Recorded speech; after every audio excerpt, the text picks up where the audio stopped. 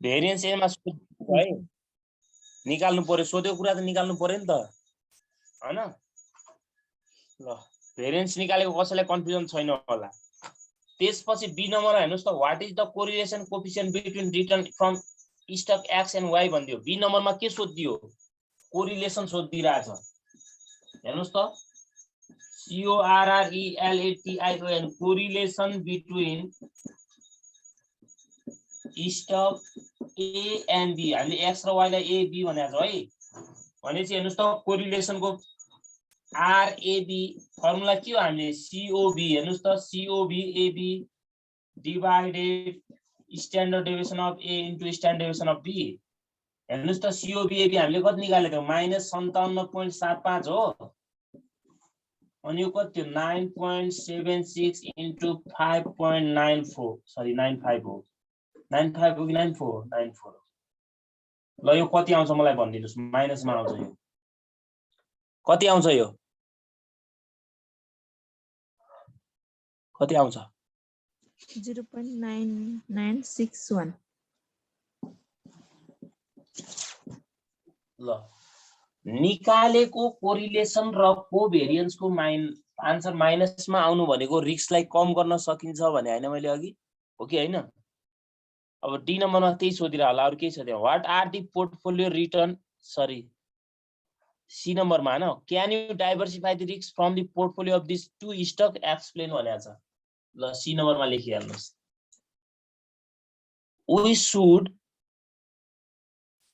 we should diversify we should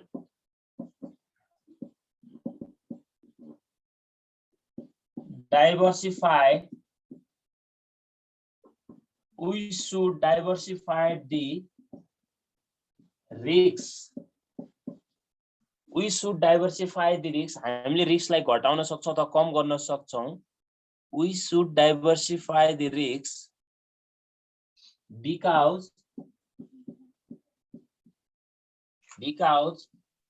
sir we can होला हजुर के भन्दै we can diversified लेख्नु न केही हुँदैन के क्यान सुट एउटै हो ल we can लेख्नु न ल we can diversify we can diversify the risks because calculated के भने मैले calculated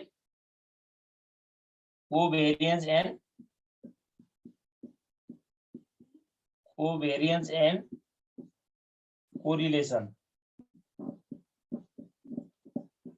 आर के छ यहाँ नि नेगेटिभ यदि क्वेशनमा यो र यो माथिको कोभेरिएन्स प्लस पोजिटिभ आइदियो भने कोरिलेसन पनि पोजिटिभ आउँछ अब त्यतिखेर के लेख्ने we can not diversify the risk because calculated covariance and correlation are positive भने लेख्नु होला है पोजिटिभ आको बेला हामीले डाइभर्सिफाई गर्न सक्दैनौं भनेको है can you diversify the risk भनेको छ यही लेख्नु पर्छ भन्ने छैन कसैले यस we can diversify the risks from given portfolio of these two stock because covariance and correlation are negative भने लेख्नु पनि मिल्यो है ल्याङ्ग्वेज हो अब आफ्नो आफ्नो मिलाएर लेख्नु होला कोरिलेसन पोजिटिभ आएपछि के हुन्छ सर यो डाइभर्सिफाई गर्न सक्दैन भन्ने हो कोभेरिएन्स पोजिटिभ आउनु भनेको कोरिलेसन पनि आफैमा के आउनु हो पोजिटिभ आउनु हो नि हैन हजुर कोभेरिएन्स र कोरिलेसन यदि पोजिटिभ आएको छ भने हामीले रिस्कलाई कम गर्न सक्दैनौं अथवा घटाउन सक्दैनौं भनेको के है तपाईले यहाँ डाइभर्सिफाई क्यानको ठाउँमा क्यान नट लेख्ने हो मात्र लेख्ने हो के अनि यहाँ नेगेटिभ ठाउँमा पोजिटिभ लेख्नु पर्ने हो त्यति हो ल डी नम्बरको पार्ट पोर्टफोलियोको ल पोर्टफोलियो भनेको कि म पहिला यसको सानो भन्छु अनि त्यसपछि हिसाब गर्छु ल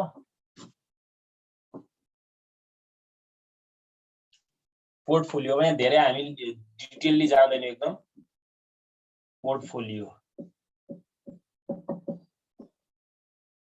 पोर्टफोलियो भनेको तपाईले पोर्टफोलियो इन्भेस्टमेन्ट भनेको के बुझ्नुहुन्छ भनेपछि जस्तै हामीले हेर्नुस् है यहाँ धेरैवटा स्टकहरु हुन्छ एकजना व्यक्तिले मानु तपाईले हैन तपाईसँग 10,000 रुपैयाँ छ, यो स्टक ए भन्ने हो, यहाँ स्टक बी।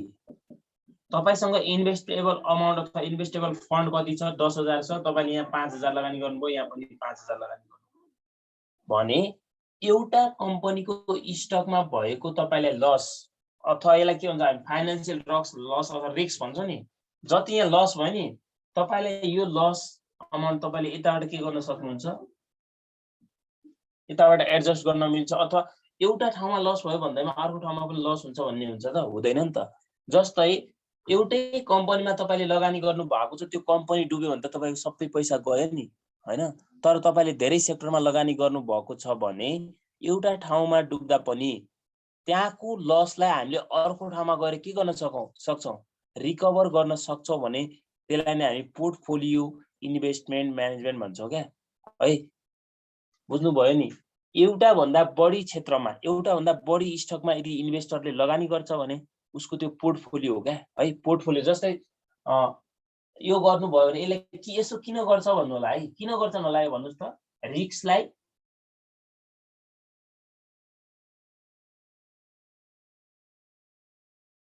डुब्यो भने त सबै गएन लगानी। अनि अब 2-4 वटा ठाउँमा लगानी गर्नु भएको छ भने एउटा ठाउँमा डुब्दा पनि केही फरक पर्दैन।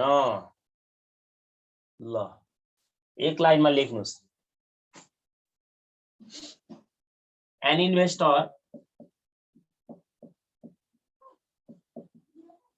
investor invest his अथवा her है, his or her, an investor invest his or her investable fund in more than one stock is called portfolio investment. Portfolio investment है। एउटा भन्दा बढीमा के गर्छ भने इन्भेस्ट गर्छ भने त हामी पोर्टफोलियो इन्भेस्टमेन्ट भन्छ है त। बुझ्नु भयो नि? इन्भेस्टरले आफ्नो इन्भेस्टेबल फन्डलाई एक भन्दा बढी स्टकमा अथवा एक भन्दा बढी सेक्युरिटीमा लगानी गर्छ भने त्यसलाई हामी पोर्टफोलियो इन्भेस्टमेन्ट भन्छौं। अब हामीलाई जस्तै एउटा इन्भेस्टरसँग 1 रुपैयाँ भयो, 100 रुपैयाँ भए पनि यो 100% हो, 1 करोड भए पनि यो 100% हो है। अब कतिवटामा गर्यो भन्ने कुरा हुन्छ क्या। माथि टपमा गएर हेर्नुस् त, त्यो क्वेशनको टपमा 1 मिलियन रुपैयाँ छ अरे इन्भेस्टर शब्द। 1 मिलियन भनेको 10 लाख रुपैयाँ छ अरे। उले 2 वटा स्टकमा इक्वली लगानी गर्छ भनेको छ। हेर्नुस् त त्यहाँ गएर ए र बी मा, त्यहाँ क्वेशनमा दिएको एक्स र वाई हो। हामीले एक्स लाई ए मानेका छौं, वाई लाई बी मानेका छौं। इक्वली इन्भेस्टमेन्ट गर्छ भने दुईटैमा इक्वली भनेको 50% बुझिन्छ कि बुझिदैन? अथवा 50% नबुझेर तपाईले एमा 5 लाख गर्यो, एमा पनि 5 लाख गर्यो भन्ने हुन्छ नि, हैन?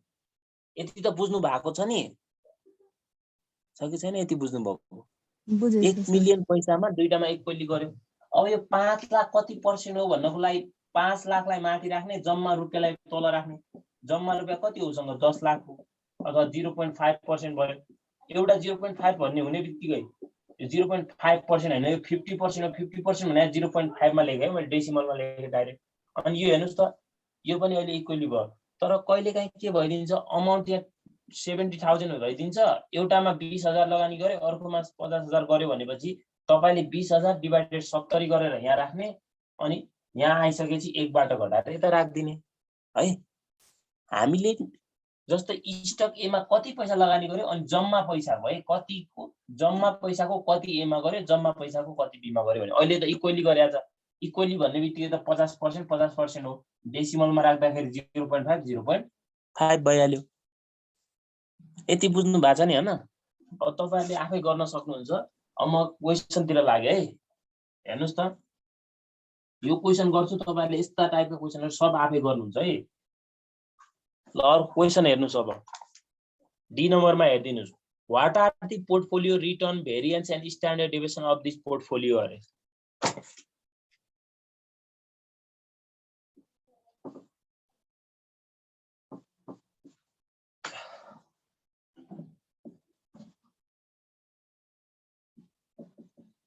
Expected return of portfolio, expected return of portfolio formula हेर्नुस् त, रिटर्न हो आर बार गर्ने तल पी गरिदिने, पोर्टफोलियोलाई यसरी गर्छौं। अनि W A weight of A into return of A भन्ने, अनि plus weight of B into return of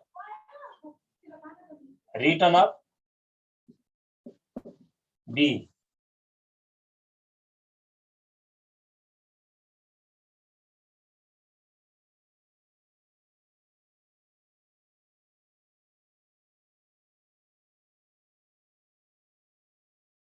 working नोटमा गएर हेर्नुस् त, W E I G H T weight of stock A अहिले इक्वली अमाउन्ट भनेको छ। इक्वली अमाउन्ट भनेको दुईटैमा 5 गर्यो, 5 लाख गर्यो भने चाहिँ जम्मा पैसा भनेको 10 लाखको हो। इक्वली भनेको त्यो यसरी ननिकालेर तपाईले डाइरेक्ट 0.5 राख्न मिल्छ है। डब्ल्युईआईजीएटी वेट अफ स्टक बी, यसलाई हामी सर्टकटमा डब्ल्युबी भन्छौं। यसको अब एउटा सोता भने त्यो कति हुन्छ, 0.5 हुन्छ। कति हल्ला गरे होला नि, वेट अफ ए है। त्यही भ्यालु राखिदिनुस्, वेट 0.5 इन्टु आन्सर कति आयो त्यसको, 3.5% हो, प्लस यो पनि 0.5 इन्टु कति आयो, 11.5% गर्दा हाम्रो कति हुन्छ,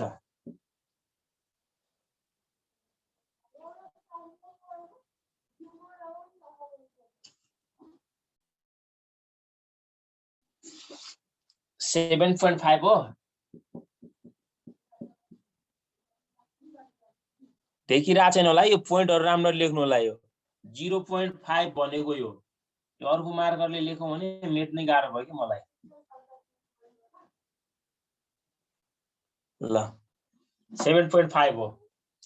त्यसपछि के सोधिरहेको छ, अब छ एउटा फर्मुला, अलिकति तपाईहरुले नबुझ्ने टाइपको, एकदम सजिलो छ तर म सजिलो गरी बुझाइदिन्छु है। Formula standard deviation of portfolio, standard डेभिएसनलाई मैले एसडी लेखे सर्टकटमा।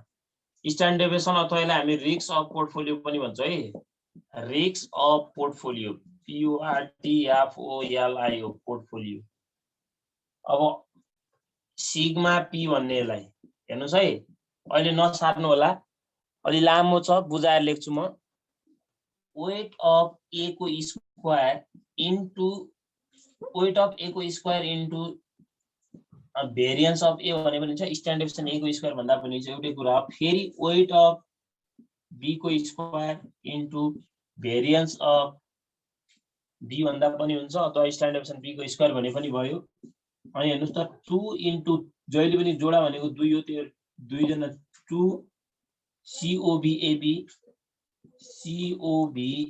हुन्छ। अनि इन्टु हेर्नुस् त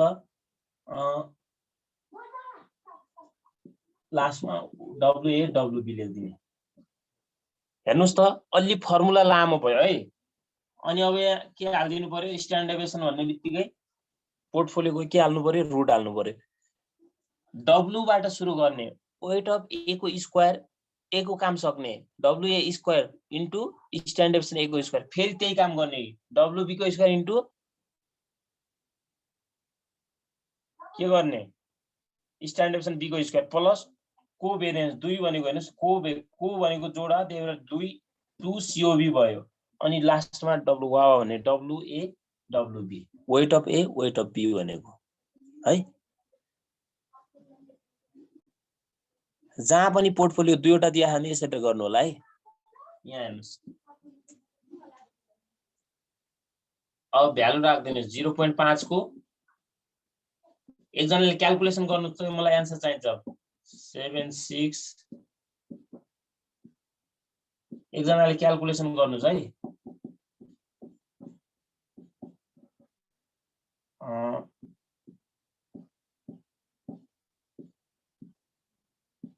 दुई इन्टु COB भनेको 57.75, 0.5 इन्टु 0.5।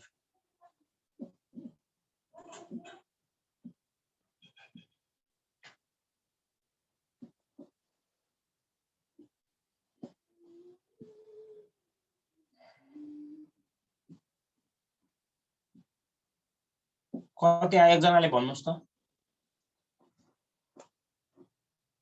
क्याल्कुलेसन गर्नुभयो कहाँ गर्नुहुन्छ तपाईहरु क्याल्कुलेसन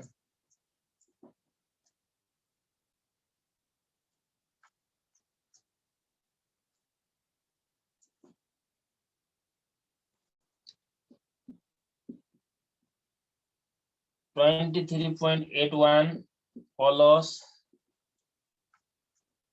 5 को स्क्वायर 0.5 को स्क्वायर 5.94 को स्क्वायर 8.821 यहाँ माइनस हुन्छ यसले गर्दा 57.75 इन्टु 0.5 इन्टु 0.5 इन्टु 2 गर्दा माइनस 28.875 अब यसलाई हाल्दिनुस् जति आउँछ ट्याक्कै लेखिदिनुस् यहाँ 23.81 प्लस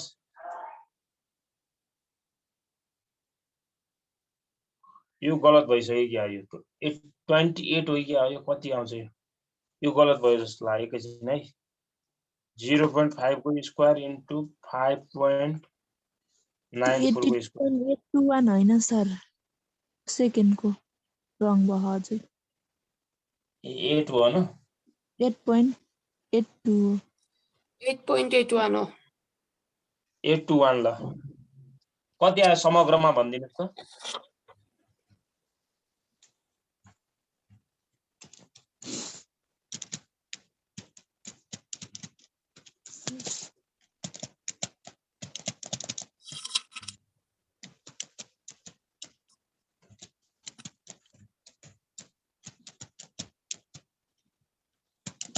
1.94% आयो सबैको 1.94 1.94 आयो 1.94 आयो सर ल अब के सोधे हा तल त्यहाँ भेरिएन्स अफ पोर्टफोलियो पनि सोधे हा अब यसैको स्क्वायर गर्ने त अनि भेरिएन्स अफ पोर्टफोलियो निकाल्नुस् त भेरिएन्स अफ पोर्टफोलियो त निकाल्न सक्नुहुन्छ होला नि तपाईहरु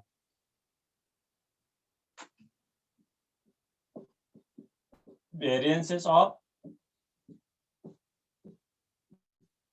PORTF यो पोर्टफोलियो तपाईले निकालेको यो पोर्टफोलियोको स्क्वायर गर्दिने हो क्या यसरी 1.94 को स्क्वायर गर्दिनुस् जति आउँछ कति आउँछ यो स्क्वायर गर्दा 3.75 हो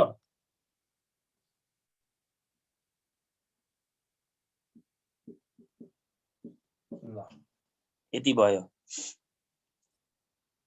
सक्यो यो ई नम्बरमा छ do you prefer the whole stock X or Y or both भनेको छ त्यो पोर्टफोलियो तपाईले कुनलाई चुज गर्नुहुन्छ प्रिफर भनेपछि के निकाल्न भनेको थिए मैले क्वेशनमा प्रिफर भन्यो हैन more risky lace risky better तपाईले कुन स्टकमा लगानी गर्दा राम्रो हुन्छ भन्यो भने अथवा कुन चुज गर्नुहुन्छ भन्यो भने के निकाल्ने भनेको थिए सीबी भने हैन सीबी निकाल्नु पर्यो अब सबैको त्यसको वेट 1 मार्क्स मात्र सीबी निकाल्दिनु पर्यो पछाडीको सबभन्दा मुनिको 1 मार्क्स हो भने छोड्न मिलेन है कसैले डाइरेक्ट स्ट्यान्डर्ड डेभिएसन जसो कम आएको छ नि अहिले भर्खर हामीले स्ट्यान्डर्ड डेभिएसन सबभन्दा कम पोर्टफोलियोको आएको थियो भने चाहिँ यसै रिस्क पनि सबभन्दा कम यसैको हुन्छ क्या निकालेपछि पनि प्रुफ भइहाल्छ हेर्नुस् त अब ई नम्बरमा सीबी निकाल्दिनुस् के छ र एक लाइन त हो नि C V of coefficient of variance C V of stock A भन्ने के formula standard deviation of return of A भयो यसको काम सकियो अनि सीबी अफ स्टक बी भन्ने बी भनेको standard deviation of B into return of B यसको काम पनि सकियो अनि सीबी अफ पोर्टफोलियो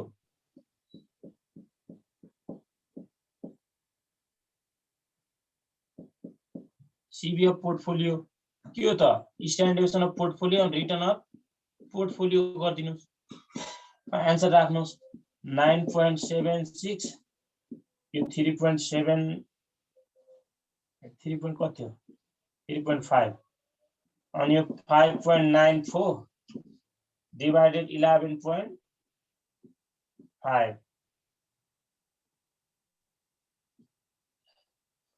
अनि यो कति हो 1.94 हो डिवाइडेड रिटर्न कति हो 7.5 सबभन्दा कम यसैको आउँछ ल यो निकाल्ने काम तपाईको भयो निकाल्नु पर्ने हो निकाल्नुस् त 9.76 यो क्वेशन त कम्प्लिट गरौँ न एउटा हैन 2.79 2.79 अरु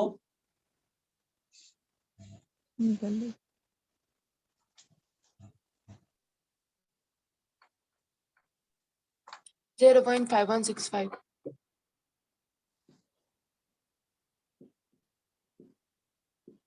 ल 5161 65 होला हो 0.25 अब तल 25 सबभन्दा कम कसको आयो पोर्टफोलियो पोर्टफोलियो तपाईले कसमा लगानी गर्नुहुन्छ त पोर्टफोलियो इन्भेस्टमेन्ट गर्नुहुन्छ कि पोर्टफोलियो हो अब लेख्दिनुस् we should prefer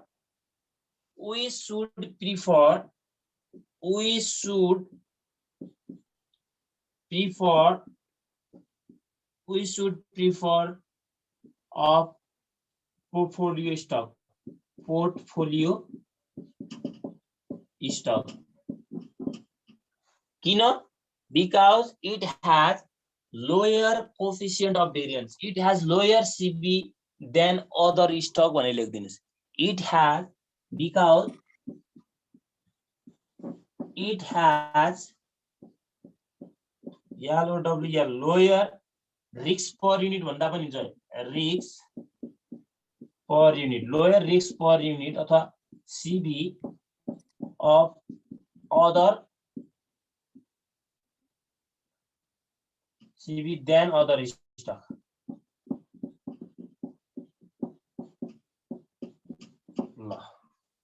माथि तपाईले x र y लाई AB डिनोट गर्नु भए मुनिसम्म AB नै भयो है सजिलोको लागि ल आजकोमा कसैलाई कन्फ्युजन छ त्यो स्ट्यान्डर्ड डेभिएसन निकाल्दाखेरिको पोर्टफोलियोको स्ट्यान्डर्ड डेभिएसन निकाल्दाखेरि चाहिँ त्यो फर्मुला चाहिँ याद गर्नु पर्यो है जस्ताको तस्तै अब के छ र त्यसमा पहिला वेट अफ A को स्क्वायर गर्ने अनि त्यसैपछि त्यसैको भेरिएन्स हैन फेरि वेट अफ B गर्ने त्यसैको भेरिएन्स प्लस फेरि 2 COB गर्ने अनि लास्टमा वेट अफ A र वेट अफ B लाई मल्टिप्लाई गर्दिने